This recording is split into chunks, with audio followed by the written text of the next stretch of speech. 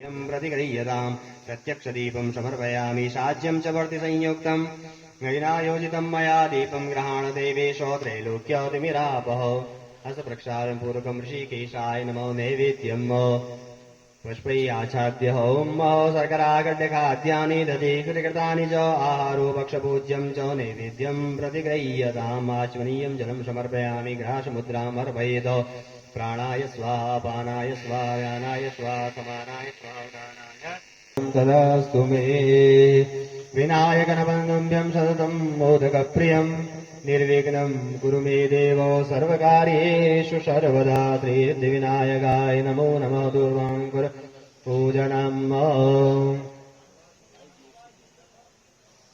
मा पुत्र नमस्ते मा पुत्राय नमः ॐ अगनासन नमस्ते अगनासनाय नमः ॐ विनायक नमस्ते विनायकाय नमः ॐ ईशपुत्र नमस्ते ईशपुत्राय नमः ॐ सर्वसिद्धिप्रदायक नमस्ते सर्वसिद्धिप्रदायकाय नमः ॐ एकदन्त नमस्ते एकदन्ताय नमः ॐ विभवक्त्र नमस्ते विभवक्त्राय नमः ॐ मूषकवाहन नमस्ते मूषकवाहनाय नमः ॐ कुमार गुरो तुभ्यं नमस्ते कुमार गुरुवे तुभ्यं नमः ॐ चतुर्देश नमस्ते चतुर्देशाय नमः ॐ आण्डात् काण्डा परो हन्ते परुगस्पर्येवानो दूर्वे प्रतनुशास्त्रेण सतेन च सर्वाङ्गुर्वां समर्पयामि श्रीसिद्धिविनायकाय नमः नीराजनम्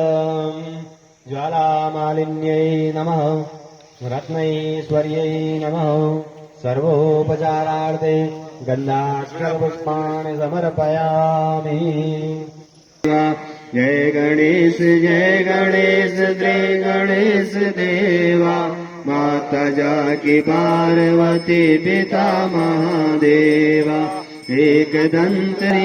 एकदंत दयावंत चार भुजाधारी मस्तक सिंदूर सोहे मूस की सवारी मस्तक सिंदूर सोहे की सवारी पान चढ़े फूल चढ़े और चढ़े मेवा लडवन का भोग लगे संत करे जय गणेश देवा माता जाकी पार्वती पिता महादेवा अंधन को आँख देते घोड़िन को काया अंधन को आँख देते काया बाजन को मूत्र देते निर्धन को माया बाजन को मूत्र देते को माया प्यूर श्याम शरण आए सफल कीज सेवा माता जाकी पार्वती पिता महादेवा जय गणेश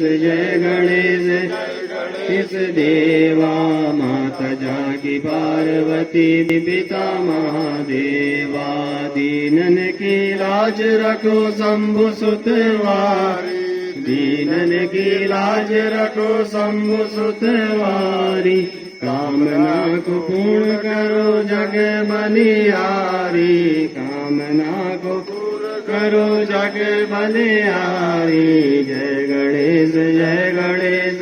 गणेश देवा माता जाकी पार्वती पिता महादेवा माता जाकी पिता महादेवार्तिक्यं समर्पयामि यारार्तिकशीतले गणनम्बुजभै देवताभिवन्दनम् हस्ताभ्यामात्मभिवन्दनम् आरार्तिकगणनम् अन्तिमपुष्पाञ्जलि रहता है भगवान भोले शंकर। मां पार्वती के साथ में भगवान शंकर कैलाश पर्वत पर निवास करते हैं और बहुत सुंदर उनका परिवार चल रहा है। नारद जी ने मन में विचार किया कि सुखदेव जी का प्राकट्य तो होना चाहिए। सुखदेव जी एक अंडे के रूप में जन्म लिया और अंडा फूट गया, उनकी माता पिता छोड़ करके चले गए। अब सुखदेव जी का प्राकट्य कैसे हो? नारद जी मन में विचार कर रहे हैं। देखिए सज्जनों, नारद जैसा संत कोई संसार में, नारद बड़ा विचित्र संत है नारद जी। नारम ज्ञानम ददात इति नारदः।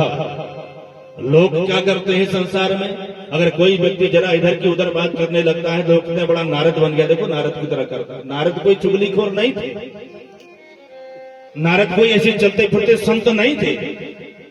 नारद का मतलब क्या होता है, नारम ज्ञानम ददाति इति नारदः, जो ज्ञान को दे, जो अज्ञान को समाप्त करके ज्ञान भर दे, उसका नाम है नारद। नार शब्द के 3 अर्थ होते हैं। नार माने नारी भी होता है, नार माने जल भी होता है, और नार माने ज्ञान भी होता है। तो ये नारद का मतलब है ज्ञान से, जो ज्ञान को नारम अज्ञानम दिति खंडयति, जो अज्ञान का खंडन करके ज्ञान रूपी प्रकाश भर दे, उसे कहते हैं नारद। तो नारद जी आज विचार कर रहे हैं कि सुखदेव जी का प्राकट्य होना चाहिए, कैसे होगा। अब मन में एक युक्ति, उनके दिमाग में एक युक्ति आई, एक तरीका उनके दिमाग में सूझ गया। बोले सोचा कि नारायण के घर में जाकर के मैंने लक्ष्मी नारायण में कई बार झगड़ा करा दिया और कई बार ब्रह्मा ब्रह्माणी में झगड़ा करा दिया, लेकिन आज तक हमने कभी शिव और पार्वती में जब झगड़ा नहीं कराया। तो हम कुछ ऐसी युक्ति करी जाए कि शिव पार्वती में कुछ अनबन हो और उससे सुखदेव का प्राकट्य होने का रास्ता प्रशस्त हो सके। नारद जी ने मन में विचार किया और सीधे कैलाश पर्वत की ओर चले गए, और कैलाश पर्वत में जाकर के देखा महादेव भगवान शंकर गुफा में बैठ करके समाधि में लीन है, और मां पार्वती अपने महल में बैठी हुई है, कुछ ग्रह कार्य कर रही है। तो नारद जी पहुंचे, प्रणाम किया।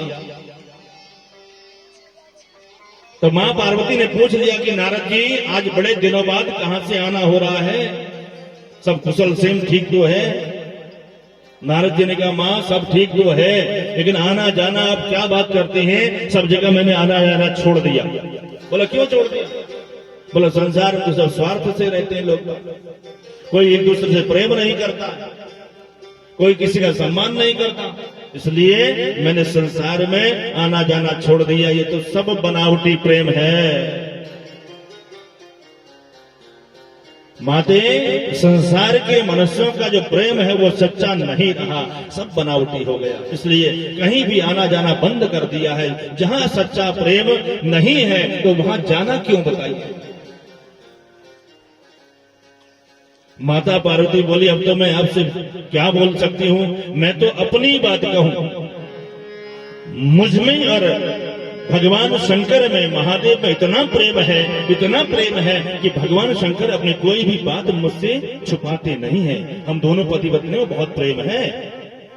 पार्वती कह रही है नारद जी से कि नारद जी हम दोनों में बहुत प्रेम है। आप तो यहाँ तक कहिए कि गुरु मंत्र जब दिया जाता है तो गुरु मंत्र को गुरुजी कहते हैं इस मंत्र को अपनी पत्नी को भी नहीं बताना, क्योंकि गुरु मंत्र है, इसको किसी को नहीं बताना।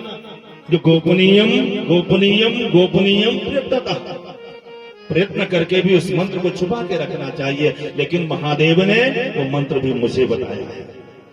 अब बताइए कितना प्रेम करते हैं मुझसे। नारद जी ने कहा वो तो ठीक है, लेकिन आप ये बताइए कि महादेव ने, भोले बाबा ने कभी आपको ये बताया कि उनके गले में जो मुंडों की माला है वो किसकी है। पार्वती चक्कर में पड़ गई, बोला सब कुछ बताया लेकिन ये कभी नहीं बताया कि मेरे गले में मुंडों की माला किसकी है। और पार्वती का मुख देखा नारद जी ने, और नारद जी ने सोचा मेरा तो काम हो गया, और नारायण का नाम लिया और वहां से चल दिए। अब पार्वती जी आज बड़े क्रोध में कोप भवन में चली गई, सब बाल खोल के बैठी है, घर की बत्ती सब बुझा दी। भगवान शंकर समाधि से उठी और जब अपने कक्ष की ओर जाने लगे, देखा आज माता पार्वती जो है देवी जी गोप भवन में बैठे हुई है। भगवान शंकर गए, मनाने लगे, क्यों माने, बड़े क्रोध में बैठी हुई। बहुत अनुनय विनय करने के बाद भगवान शंकर ने कहा कि देवी तुम क्यों नाराज हो, क्यों रुष्ट हो, मुझसे क्या अपराध हो गया, क्या गलती हो गई, बताओ क्या गलती हो गई, मैंने क्या कर दिया ऐसा, क्या मैं तुमसे प्रेम नहीं करता। मां पार्वती ने कहा ये सब दिखावा मेरे सामने मत करो, आप कितना प्रेम करते हो मैं जानती हूँ, आप मुझसे कितना प्यार करते हो, कितना प्रेम करते हो मैं जानती हूँ। बोला आज क्या हो गया? बोला कोई आया तो नहीं था। उतने में नंदी जी आगे, महाराज नारद जी अभी अभी गए हैं यहाँ से। तो भगवान शंकर समझ गए कि नारद जी जो है थोड़ा सा चिंगारी छोड़ करके चले गए हैं, कुछ गड़बड़ तो हुई। कहने लगे देवी क्या बात हो गई? मां पार्वती कहती है जितने काले बाहर से उतने अंदर से काले हो। बोला क्या हो गया? क्या मैंने छुपा दिया तुमसे, बताइए। अरे आप अगर मुझसे प्रेम करते हो तो हर वक्त ये गले में जो मुंडों की माला लटका के अब चलते हो, आप मुझसे प्रेम करते हो कि इससे प्रेम करते हो, ये बताओ। ये आपके पास हर वक्त रहती है, आप घर से बाहर निकलते हो, समाधि में बैठते हो, कहीं भी जाते हो, ये मुंड माला आप कभी नहीं उतारते। क्या बात है, इतना प्रेम क्यों करते हो उससे? और ये बताइए ये मुंड की माला है किसकी? सबसे पहले तो मैं ही जानना चाहती हूँ, आज तक तुमने मुझे नहीं बताया। क्या खाक प्रेम करते हो मुझसे आप? भगवान शंकर थोड़ी देर के लिए मौन हो गए और भगवान शंकर ने कहा देवी अगर तुम जानना चाहती हो कि मैं तुमसे प्रेम कितना करता हूं, अगर तुम जानना चाहती हो प्रेम कितना करता हूं, तो इसका अगर प्रमाण कोई है तो ये मुंड की माला ही इसका प्रमाण है। बोला कैसे? भगवान शंकर ने कहा कि जितनी बार तुम जन्म लेती हो, जितनी बार अपने शरीर को त्यागती हो, उतनी बार मैं तुम्हारे मुंड को काट करके इस माला में पिरो लेता हूं और हमेशा हमेशा अपने साथ में रखता हूं, हमेशा अपने साथ में रखता हूं। ये प्रेम का प्रतीक है, ये प्रेम का प्रतीक है, ये निशानी है। पार्वती जी बोली अब तो आप और ज्यादा काले हो गए हो, और ज्यादा मैं तुमसे नाराज हूं। बोला क्यों? बोला आप मुझे ये बताइए, मैं संसार में आती हूँ और जाती हूँ, आप यहाँ बने रहते हैं हमेशा। आपने कौन सी अमर बूटी पी रखी है भाई जो हमेशा आप जीवित रहते हैं, मुझे संसार छोड़ के जाना पड़ता है? आपने कौन सी अमर दवा, अमर बूटी पी है जो आपका शरीर नहीं छूटता, आप अपने शरीर को नहीं त्यागते? आपने क्या पिया है, कौन सी दवा खाई है, बताइए मुझे। मां पार्वती की बात सुनकर के भगवान भोलेनाथ ने कहा देवी मैंने अमर कथा सुनी है। ये अमर कथा क्या है? बोले श्रीमद् भागवत कथा, इसे अमर कथा भी कहा गया है। इस कथा का पान किया है, इस कथा को पिया है, इसलिए मेरी मृत्यु नहीं होती है। तो पार्वती जी चरणों में गिर गई, महाराज ये अमर कथा आज मैं भी सुनना चाहती हूँ। ये भागवत कथा, ये अमर कथा मैं भी सुनना चाहती हूँ, क्या मुझे आप इस रस का पान कराएंगे?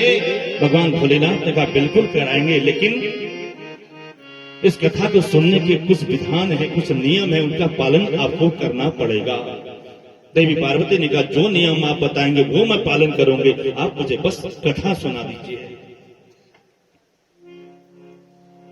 और इनका सबसे प्रथम नियम हमारा है भागवत कथा हमेशा व्यास मंच के सम्मुख बैठ करके सुननी चाहिए। एकदम व्यास मंच के पीछे बैठ करके कथा सुनना निषेध है और अपराध है।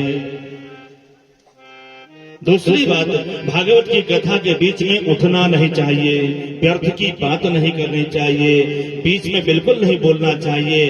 कीर्तन बोले, जय श्री कृष्ण बोले, ताली बजाएं, भगवान का गुणगान करें, भगवान की जिसकी कथा चल रही है उनके उस मंत्र को जप करते हुए उनकी प्रतिमा, उनकी जो आकृति है उसे अपने हृदय में विराजित करके कथा को श्रवण करें। दो बात। और तीसरी बात, भागवत की कथा सुनते वक्त सोना नहीं चाहिए, बिल्कुल झपकी नहीं लगनी चाहिए, आंखें बिल्कुल बंद नहीं होनी चाहिए। अगर आंख बंद भी कर दी, ध्यान में बैठे हैं, लेकिन नींद नहीं आनी चाहिए। तन्मय होकर के उत्साह से भगवान की कथा को सुनना चाहिए।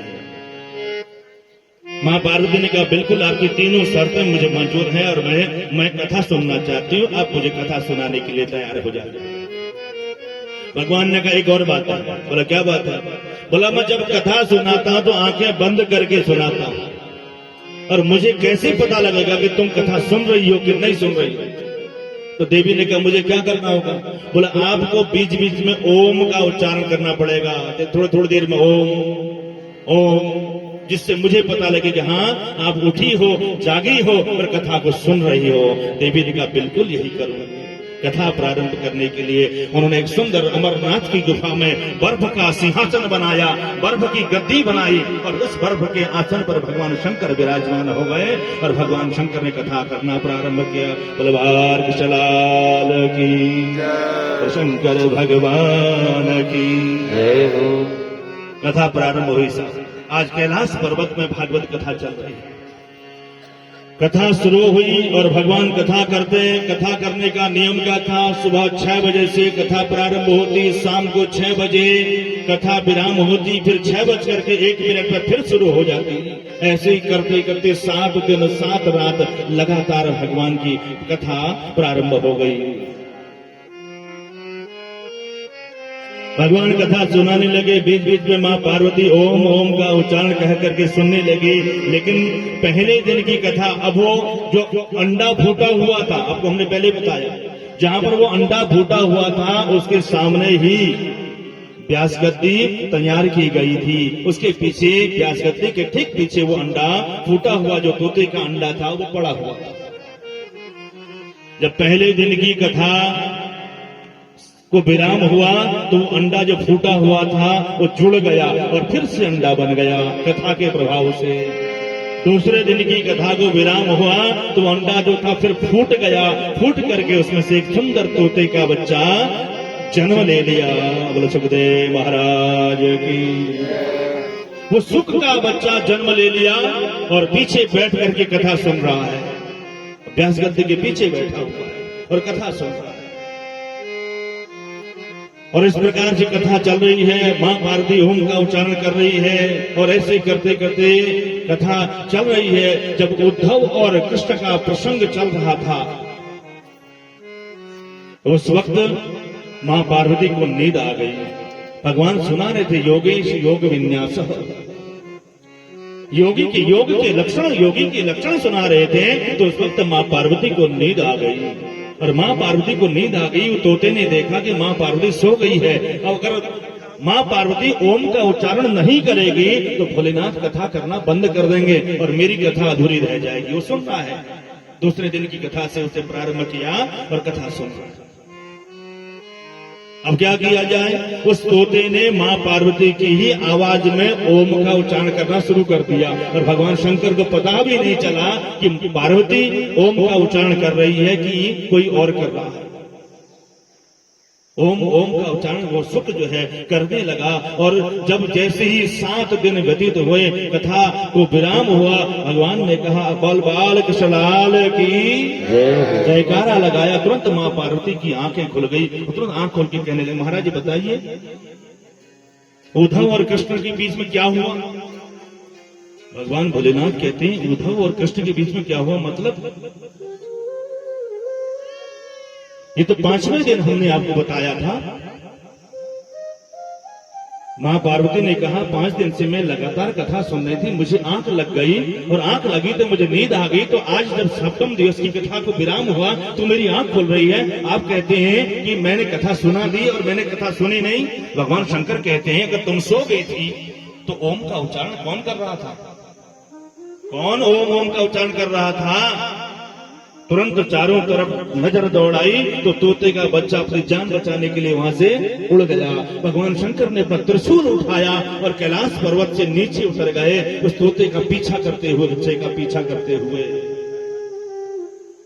और वो सुख का बच्चा कैलाश पर्वत से नीचे उतरा बद्रिकाश्रम में, बद्रीनाथ धाम में। उस बद्रीनाथ धाम में माणा गांव के पास में श्री व्यासदेव भगवान की साम्या प्राश नाम की कुटिया बनी हुई है, उनका आश्रम है। उस आश्रम में व्यास जी और उनकी पत्नी जिसका नाम है बेटपा देवी, दोनों बैठे हुए विचार कर रहे हैं कि बुढ़ापा अवस्था आ गई है, चौथी अवस्था आ गई है, अभी तक हमारे घर में संतान नहीं हुई। ये विचार कर ही रहे थे, उतने में बेटपा देवी को व्यास जी की पत्नी को जम्भाई आई। जोर से मुंह खोला तो तोते का बच्चा उड़ता हुआ उनके मुंह के अंदर से उनके गर्भ में चला गया। बोलो सुखदेव महाराज की। वो छोटा सा तोते का बच्चा उनके मुख से उनके गर्भ में चला गया। भगवान शंकर ढूंढते हुए नीचे आए और उन्हें कहीं नहीं दिखाई दिया तो वापस चले गए कैलाश की ओर। भगवान शंकर कहते हैं उसने कथा सुनी, उसमें कोई गलती नहीं करी, कथा सुनना अच्छी बात है, लेकिन उसने कथा व्यास मंच के पीछे बैठ करके सुनी, इसलिए उसने अपराध किया। उस अपराध का दंड देने के लिए मैं उसे ढूंढ रहा था, लेकिन वो नहीं मिला तो भगवान चले गए। तो आज सुखदेव महाराज बिटपा देवी के गर्भ में प्रवेश कर गए हैं और समय बीतता चला गया। और जैसे ही समय बीतता चला गया, उस बिटपा देवी के पेट से तेज प्रकाश निकलने लगा था, उसके शरीर से चमक निकलने लगी। क्यों? क्योंकि उनके गर्भ में साक्षात भगवान नारायण के अंश हैं सुखदेव जी, वो उस गर्भ में पल रहे हैं। और एक दिन तो यहां तक हुआ, बिटपा देवी अपने पतिदेव व्यास जी से कहने लगी, महाराज मेरे पेट के अंदर से वेद मंत्रों की ध्वनि निकल रही है, उस मंत्र का उच्चारण हो रहा है, न जाने मेरे पेट में कौन दिव्य आत्मा पल रही है। व्यास जी बड़े प्रसन्न हो गए और ऐसे ही करते करते समय बीतता चला गया। ध्यान दीजिएगा, 12 वर्ष तक मां के गर्भ से बाहर निकले ही नहीं सकते, 12 वर्ष। और आज के समय में 9 महीने से अगर थोड़ा सा समय ज्यादा हो जाता है तो हमको चिंता होने लगती है, क्या बात होगी, क्यों नहीं, डॉक्टरों के चक्कर लगाना शुरू करते हैं। लेकिन उस समय व्यास जी की जो पत्नी बिटपा देवी के गर्भ में सुखदेव महाराज 12 वर्ष तक उस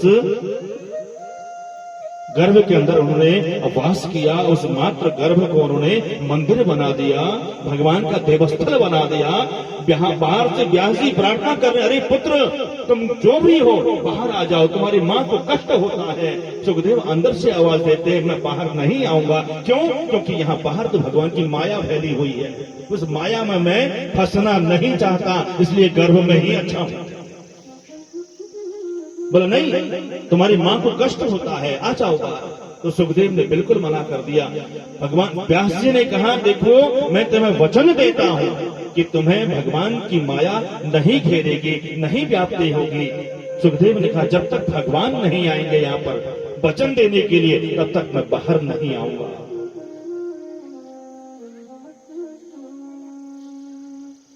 तब तक मैं बाहर नहीं आऊंगा। तो भगवान साक्षात भगवान नारायण को उनकी बिटपा देवी के सम्मुख आना पड़ा। भगवान ने कहा, पुत्र सुखदेव, मैं नारायण, मैं तुम्हें वचन देता हूँ, तुम गर्भ से बाहर आ जाओ, मेरी माया तुम्हें कभी नहीं घेरेगी, मैं तुम्हें वरदान देता हूँ, वचन देता हूँ। इतना जब सुखदेव जी ने सुना तो तुरंत मां के गर्भ से उन्होंने जन्म ले लिया। बोलो सुखदेव महाराज की जय। 12 वर्ष का बच्चा कितना बड़ा होता है, ध्यान दीजिएगा। तुरंत गर्भ से निकले और न मां की ओर देखा न पिता की ओर देखा, जंगल की ओर दौड़ लगा दी। बोला, कहां जाते हो? अरे बेटा रुक जाओ।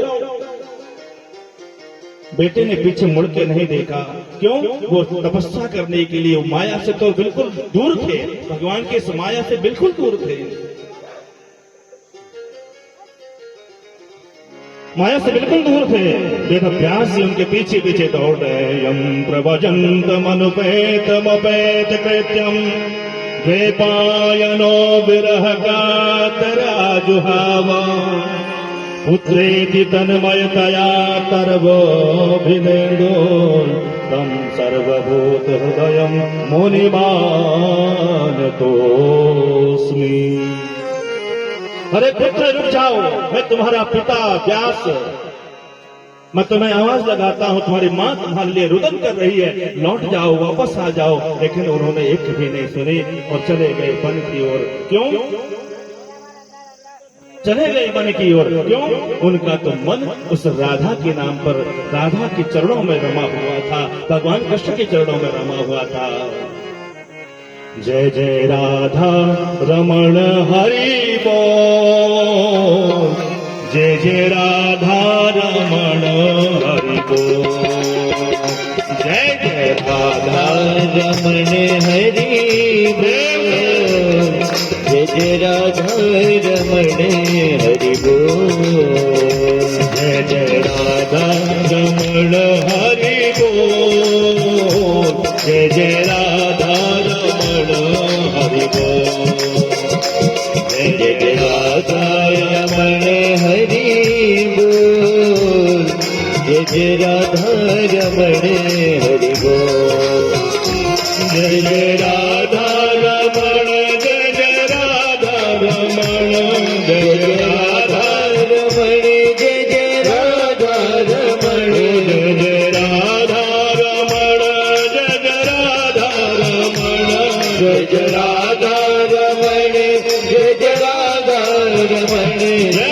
राधा हरि हरि हरि बोल, जय जय राधा रमण हरि बोल, जय जय राधा रमण हरि बोल, जय राधा रमण हरि बोल।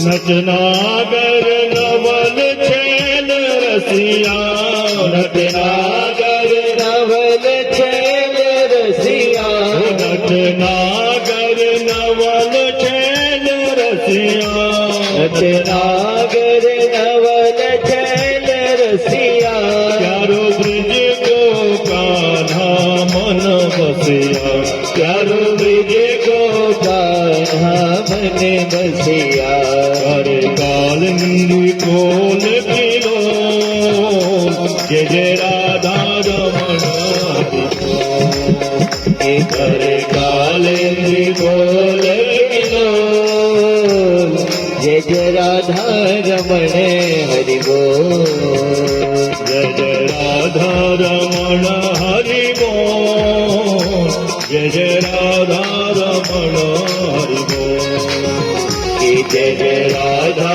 रमण हरि बोल, जय जय राधा रमण रे राधे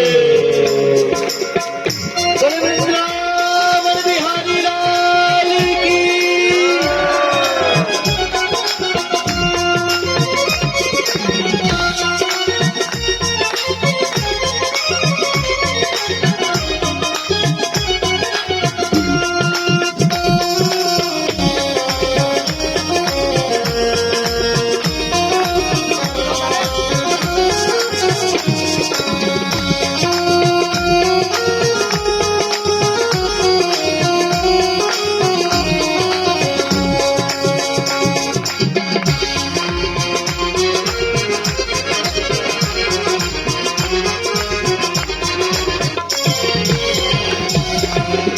अखियन गजरा मृग छोना सो, अखियन गजरा मृग छोना सो, अखियन गजरा मृग छोना सो, अखियन गजरा मृग छोना सो, नकवे सर जादू सोना सोना, नकवे सर जादू टोना सो, रस के हरे कपोल, जय जय राधा रमण हरि बोल, ये तो रस के भरे हैं कपोल, जय जय राधा रमण हरि बोल, जय जय राधा रमण हरि बोल, जय जय राधा रमण हरि बोल, ये जय जय राधा रमण हरि बोल, जय जय राधा रमण हरि बोल, जय जय राधा रमण, जय जय राधा रमण, जय जय राधा रमण, जय जय राधा रमण, जय जय राधा रमण, जय जय राधा रमण, जय राधा रमण, जय जय राधा रमण, हरि हरि हरि बोल, जय जय राधा रमण हरि बोल, जय जय राधा रमण हरि बोल, जय जय राधा रमण हरि बोल। जय हो।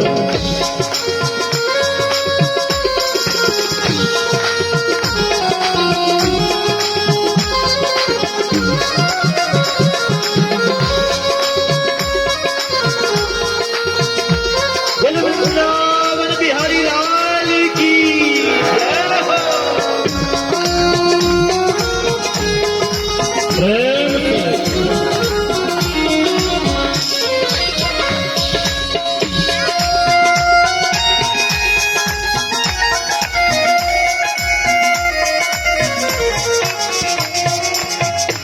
अंगड़ाई ले मृदु मुस्कन पे अंगड़ाई ले मृदु मुस्कन पे अंगड़ाई ले मृदु मुस्कन पे अंगड़ाई ले मृदु मुस्कन पे गजरारी तिरछे चितवन पे गजरारी तिरछे चितवन पे दास विकान मोर जय जय राधा रमण हरि बोल दास विकान मोर जय जय राधा रमण हरि बोल जय जय राधा रमण हरि बोल जय जय राधा रमण हरि बोल जय जय राधा रमण हरि बोल जय जय राधा रमण हरि बोल जय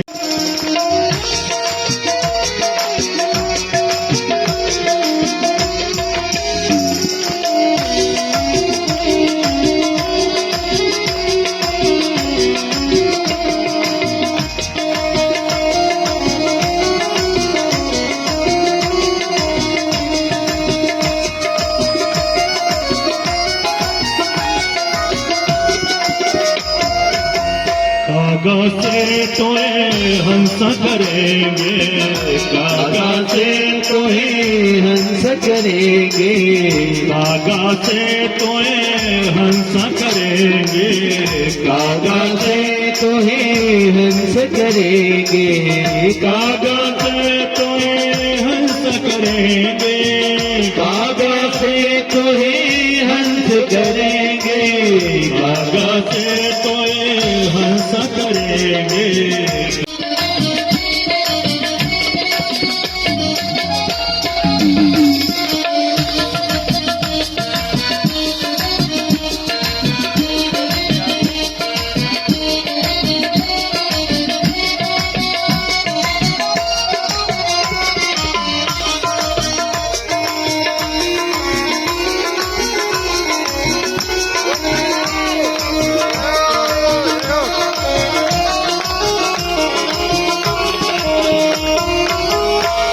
विद्यमाय तीन आशाएं बोले बागा मरे सनकाद कगमादि सनकाद नयना मधुर विनोदन नयना नित मधमाती ओम जय गौरी तुम्हारी सो विदारे महिषासुर घाती भैया महिषासुर घाती जो कब तो मारे कब तो मारे सुर भय नगरी ओम जया में गौरी ब्रह्मानी रूपधारी तुम कमलारानी भैया तुम कमलारानी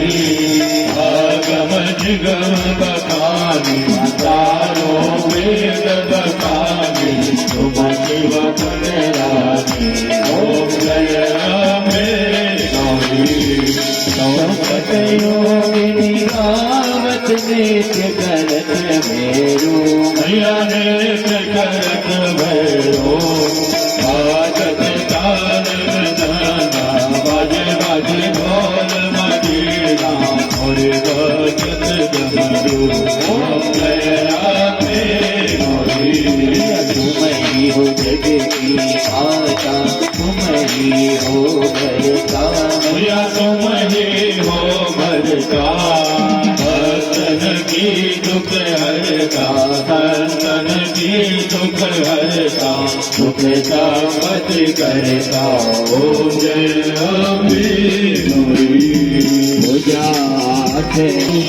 बलवान बल पावत मन जा बल पावत देवत नर नारी ओम जय अम्बे गौरी संतन थान विराजत अगर कपूर बाजे